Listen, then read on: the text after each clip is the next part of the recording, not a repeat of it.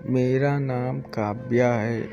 मेरे पति अब इस दुनिया में नहीं हैं। मेरे पति और मेरे सास का अभी 1 साल पहले एक दुर्घटना में देहांत हो गया था। अब घर पर मेरे ससुर जी और मैं रहती थी।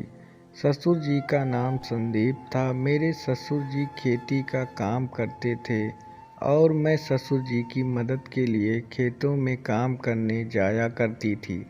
घर से लेकर खेतों तक का काम सारा वही देखते थे।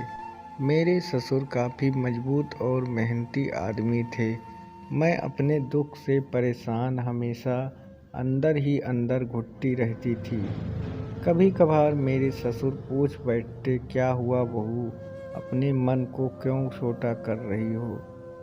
सब ठीक हो जाएगा, मैं हूं ना। मेरे चेहरे पर खुशी देखने के लिए कभी कभार किचन में भी आ जाते थे। उस दौरान हम दोनों की खूब बातें होती थी।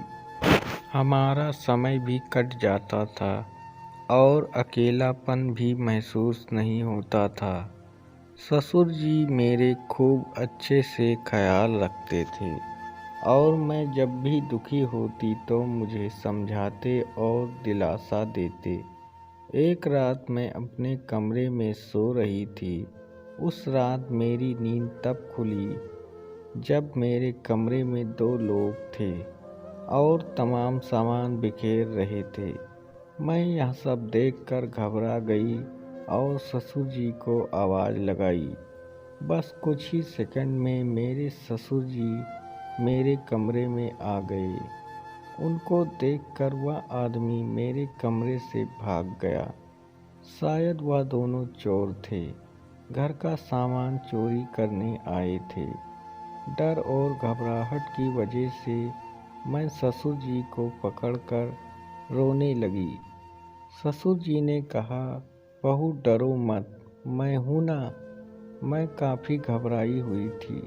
मेरी घबराहट को समझते हुए ससुर जी काफ़ी समय तक मेरे कमरे में मेरे साथ बैठे हुए थे। मेरी नींद सुबह 5 बजे खुली तो मैंने देखा ससुर जी मेरे कमरे में बैठे हुए थे और कुछ सोच रहे थे। मैंने ससुर जी से कहा, आप अभी तक जाग रहे हो? उन्होंने कहा, तुम्हारी फिक्र हो रही थी कि कहीं वहीं मेरे जाने के बाद तुम फिर से डर ना जाओ। मैंने बोला, पापा जी, आपने मेरी कितनी फिक्र करते हो? उन्होंने कहा, तुम मेरी बहू नहीं बेटी हो। बेटी का हिफाजत करना बाप का कर्तव्य होता है। अगर कहानी अच्छी लगी हो तो वीडियो को शेयर ज़रूर करें।